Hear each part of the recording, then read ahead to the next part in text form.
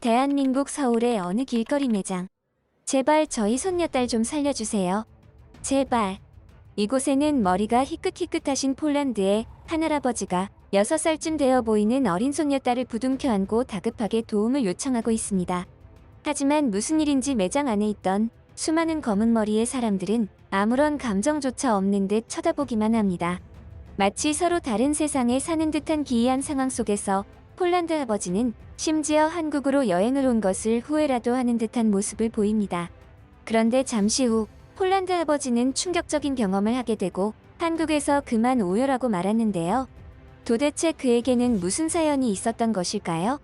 안녕하십니까? 저는 폴란드에서 일평생을 영어 교사로 근무하다가 이제는 은퇴하고 여유로운 삶을 즐기고 있는 미하오라는 사람입니다. 여유로운 삶을 즐긴다고는 했지만 사실 저에게는 큰 걱정이 하나 있습니다. 직장에서 은퇴까지 한 늙은 저에게는 엄청난 책임감이 부여되었기 때문이지요. 책임감의 근원지는 바로 저의 하나뿐인 소중한 손녀딸입니다. 아주 불쌍한 녀석이지요. 올해 6살이 되는 손녀딸은 아주 활발하고 밝은 아이입니다. 하지만 녀석이 4살이 되던 해에 그녀의 부모, 그러니까 저한테는 아들 녀석과 며느리가 되겠지요. 그들이 모두 사고를 당하는 바람에 한날 한시에 세상을 떠나버리고 말았습니다. 손녀를 할아비인 나에게 맡기고 여행을 가던 중 불의의 사고를 당했던 것입니다.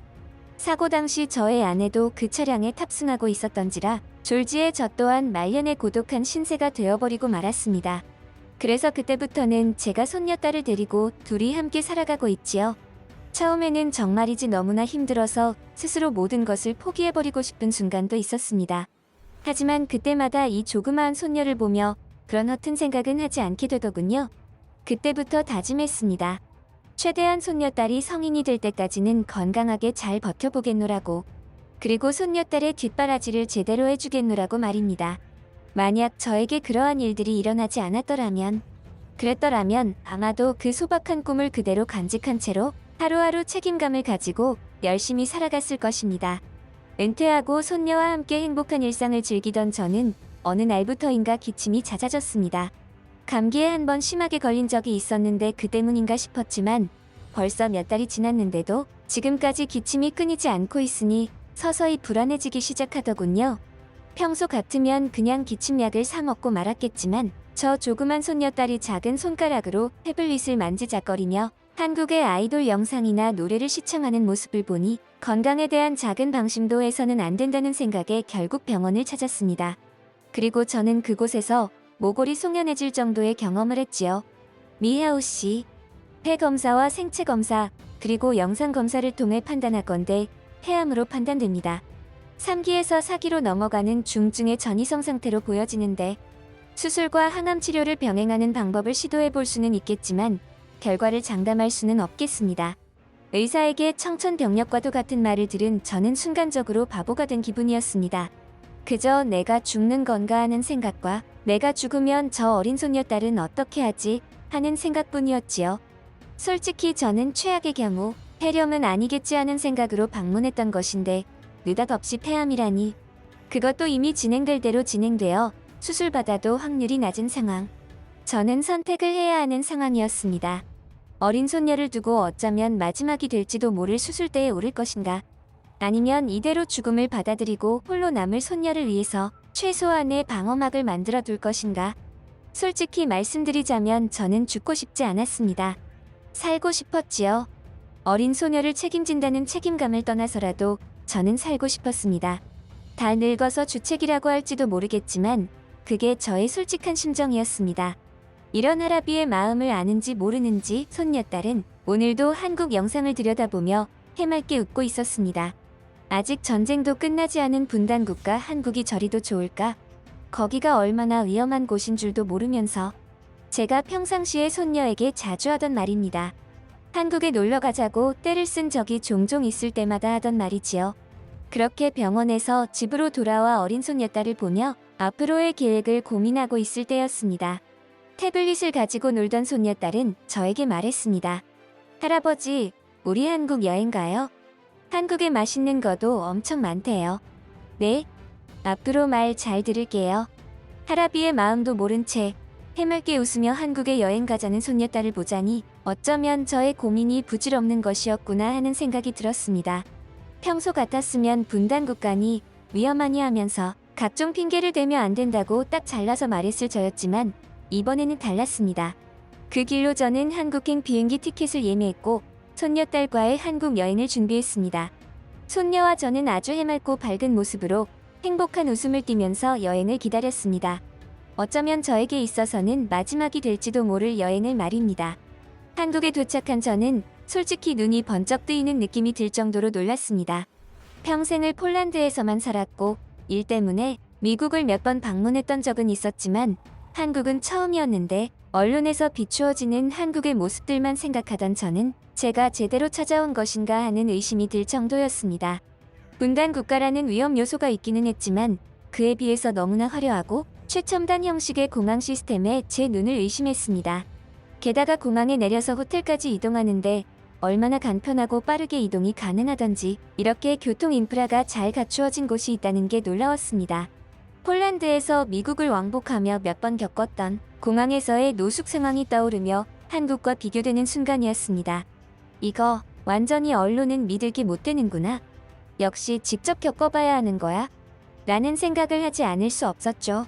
한국에서 그러한 일들이 없었더라면 너무나 즐거운 기억들만 가지고 일찌감치 폴란드로 돌아갔을 것입니다. 저는 손녀딸과 함께 한국의 전통시장을 다니며 맛있는 한국의 전통 음식들을 즐겼습니다. 모든 것이 생소했고 신기했으며 좋았습니다. 그리고 한국 아이돌들의 굿즈를 구매할 수 있는 곳으로 가서 손녀딸의 즐거운 모습들을 만끽했습니다. 너무나 행복해하는 손녀딸의 모습을 보고 있노라면 저절로 미소가 지어지게 되더군요. 아마도 이것은 전 세계적으로 공통적인 감정이겠지요. 자신의 이쁜 손녀가 행복해하는 모습을 좋아하지 않을 할아버지가 있겠습니까? 하지만 저는 그럴수록 머릿속이 복잡해지는 느낌도 지울 수 없었습니다. 이 여행이 끝나면 이제는 진짜 본격적으로 손녀가 홀로 서기를 할 수 있도록 조치를 취해야 하는데 어디서부터 시작해야 할지 감도 잡히지 않았기 때문이죠. 그런 고민을 하고 있던 바로 그때 제 눈을 의심하는 장면을 목격하고 말았습니다. 열심히 아이돌 굿즈를 둘러보던 손녀딸이 갑자기 제 눈앞에서 쓰러지고 말았습니다. 심장이 철렁 내려앉는 기분이 들었죠.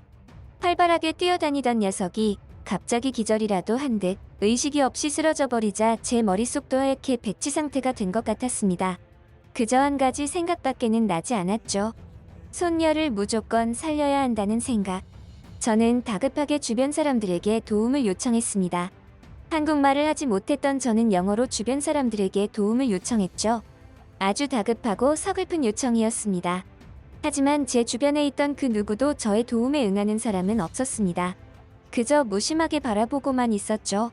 그 순간 저는 너무나 답답하고 화가 났습니다. 한국인들은 이렇게도 무심하구나 하는 생각을 했죠. 심지어 한국에 여행을 온 것을 후회할 정도로 말입니다. 그러한 상황이 되자 저는 주변 사람에게 도움을 받는 것을 포기해버리고 말았습니다. 애초에 다른 사람들에게 도움을 바란 것 자체가 잘못된 것일지도 몰랐습니다. 아마 저였어도 폴란드에서 이러한 상황과 마주했더라면 낯선 외국인의 도움 요청을 선뜻 받아들이기 어려웠을 테니까요. 최대한 빨리 병원으로 이송해야 한다는 다급한 생각에 매장 밖으로 나가려던 순간이었습니다. 갑자기 매장 주인이 저에게 다가오며 말했죠. 손님, 일단 진정하세요. 조금 전에 구급대랑 경찰을 불러놨어요. 한국 지리를 잘 모르시죠? 그러면 여기서 조금만 기다려보세요. 그리고 여기는 지금 저 말고는 한국 사람이 없어요. 전부 중국에서 관광하러 온 분들이라서요. 친절한 매장 주인분의 답변에 너무나 감사한 마음이 들었지만 시간을 더 이상 지체할 수 없었기에 나가려고 했습니다. 그런데 바로 그 순간 매장 안으로 한국의 경찰이 도착하여 들어왔습니다. 불과 손녀 딸아이가 쓰러진 상황이 5분이 채 되지 않았던 상황인데 말이죠. 하지만 지금은 구급대가 필요한 상황이지 경찰은 그다지 도움이 되지 않는 상황이라고 생각하여 최대한 짧게 지금의 상황을 설명하고 아이를 병원에 데려가야 한다는 뜻을 전했습니다. 그리고 구급대의 위치와 병원의 위치를 물었죠. 여차하면 저 혼자서라도 가야 했으니 말입니다. 하지만 저의 사정을 듣던 경찰관은 갑자기 저와 손녀를 데리고 경찰차에 탑승시켰습니다. 자세한 이야기는 가면서 이야기하자고 했죠. 알고 보니 해당 한국인 경찰관은 이곳까지 구급대가 오는 것에 시간이 너무 많이 지체될 것이라 판단하여 자신이 직접 저와 손녀딸을 병원으로 이송하는 게 더 빠르다고 판단했던 것입니다. 그때부터 저는 이 경찰관의 모습에 정말이지 큰 충격을 받았습니다. 뭐랄까? 위급한 지금의 상황과 어우러져 제가 마치 영화의 한 장면 속에 들어왔다는 느낌이랄까요? 경찰관은 경찰차의 사이렌을 울리면서 창문을 열고 한 손으로는 경광봉을 흔들며 한국의 도로 위 시민들에게 양해를 구하며 병원으로 이동했습니다. 그 순간 경찰관의 터프하고 과감한 판단력도 인상적이었지만 저에게 더욱 충격적으로 다가온 장면은 따로 있었습니다. 그러한 경찰관의 모습에 한국의 다른 시민분들은 기꺼이 이 상황을 이해하고 양보해주는 모습들을 보였다는 것이었습니다. 이것은 폴란드는 물론이고 미국의 시민들마저도 이러한 모습을 보일 수는 없을 것이라 생각했습니다. 이게 과연 제가 생각했던 그 한국이 맞나 싶은 정도로 말이죠. 너무나 감동적인 모습들이었고 손녀를 부둥켜 안은 저는 순간적으로 울컥하여 경찰차 뒷좌석에서 그만 오열하고 말았죠. 그날 이후로 저는 오랜 시간 동안 폴란드와 한국을 오갔습니다. 물론 손녀딸과 같이 말이지요. 위급했던 그날은 한국인 경찰관의 도움으로 불과 10분 만에 병원에 도착할 수 있었고 빠른 조치 덕분에 손녀는 무사할 수 있었습니다. 알고 보니 손녀딸 아이는 아데노바이러스라는 감염병에 걸렸는데 시간을 더 지체했다면 큰 사달이 났을지도 몰랐다고 했습니다. 제가 한국에서 겪은 기적은 그뿐만이 아니었습니다.